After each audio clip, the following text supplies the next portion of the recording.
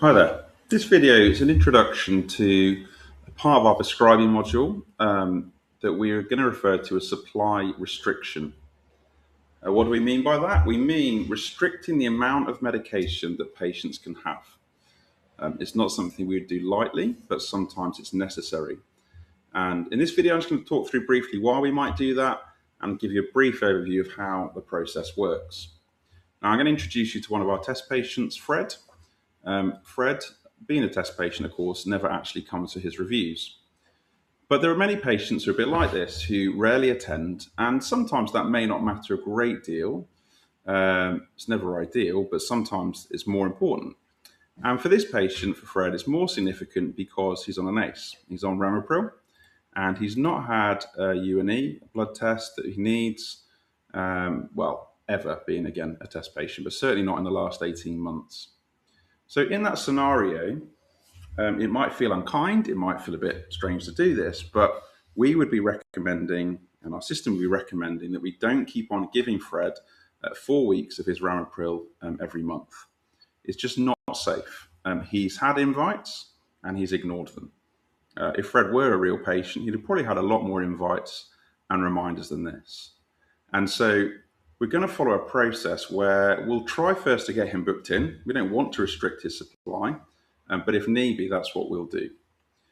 This flow map that I'm just going to bring up, if it will let me, gives you a bit of an overview of our system and hopefully helps sort of reassure a little bit about some of the things that might be going through your head right now. So there are various scenarios where we might want to consider a supply restriction, and the three that our system can identify. One is where they're overdue med monitoring checks. So in this case, ramipril with no UNE in the last 16 months. That's the sort of threshold at which we would start to suggest restricting supply. Annual review red, which is also Fred actually, because he's been invited for his annual review. He's been ignoring those invites. There's often an overlap here, but the two things can be a bit separate. And then the third one, much less common, but it's where this patient needs a med review. A clinician has said it's essential that it happens, and they've, again, ignored invites. There's more to it than this, but this is the general flow. So first, the system will look and try and see, have we already restricted supply for Fred? And let's assume the answer is no. Then we want to check, has he actually been invited recently? If he hasn't, then fair enough. The next step is to send him an invite. We're not going to restrict supply for a patient where they've had no recent invite. If he has been invited, we'd recommend trying to book the appointment. It might be an option as well here, rather than sending the invite again, to book the appointment. And if the appointment's been booked, then great, fine, we'll leave that to happen. There's nothing more the patient can do right now, so that's reasonable. Then we get into a little bit about how your practice works. It seems to vary a lot across practices, depending on how sort of skilled non-clinical staff are in managing medication. Some of you watching this might be dispensers, you might be pharmacy technicians, you might be very experienced with medication, and your practice might allow you to sometimes restrict medication.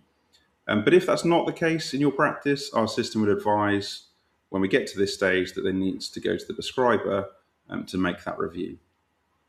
Even if your practice does allow it, there might still be reasons why either it's not possible to restrict supply or it's not appropriate. It might not be possible if, for example, they're only on an inhaler. You can't give half an inhaler, for example, so that would go to a prescriber. Or the patient might be under 18 or currently pregnant. Scenarios where we think that needs clinical oversight. But if it does look appropriate and possible, our system can give you some step-by-step instructions to restrict supply. At each stage, it asks for confirmation to make sure we're recording the right things, and generally then ask the patient to attend and inform the patient of restricted supply of their medication and explain why. Again, this bit might feel a bit scary, but the point is it's for patient safety. I think most practices, certainly most practice managers, and I used to be one, would far rather get a complaint that we've restricted access to medication than a much scarier, much more horrifying complaint of someone coming to harm because we've not monitored their medication appropriately. I've also been on the end of CQC inspections where they've seen a patient where there's been lots of lovely invites, patient's been ignoring them, but we've not restricted access to medication. And so the CQC response has been, well, why not? You need to do more than just keep inviting patients. So it is an appropriate thing to do. If, however, things need prescriber review, then we've got a template and some steps that prescriber can use to see a bit more why the system might be suggesting restriction, what's been done in the past, and give options to record it. A couple of other scenarios just to sort of flag here. So let's say we have got the restricted supply, patient orders again. So then we'd be going to this sort of yes. If they've still not responded, we'd remind them again. If they've had a couple of issues at 2 weeks, we'd then look to go to potentially 1 week. And if, again, appropriate, you'd be directed to do that. If they've been at 1 week for a couple of weeks, then it would flag up for a prescriber to review. So again, there's points where it's always going to need that more clinical oversight, and it's not going to be appropriate for admin staff to make the decision. Also worth just bearing in mind at each step of this process, if you're not sure what you're doing as a non-clinical person, if you've got questions, you're worried about it, there is always the option to task the prescriber instead. All we would say is that it's important that you don't just merrily issue the medication, because if you've issued 4 more weeks and then you task the prescriber, that's not very helpful. The idea is to do it before that point. That's also why this is part of our much bigger process of proactive prescribing checks that sometimes get flagged up.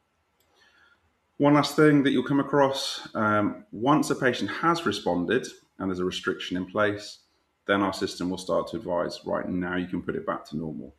And hopefully that helps the patient to learn in future. There's a good reason for this. When we invite you, please do respond. And again, it's for patient safety. It's part of our responsibility to care for them. So I hope that helps. There'll be other videos that will go through in a lot more detail how some of these steps work. And I'll show you how this works on Fred. Thanks.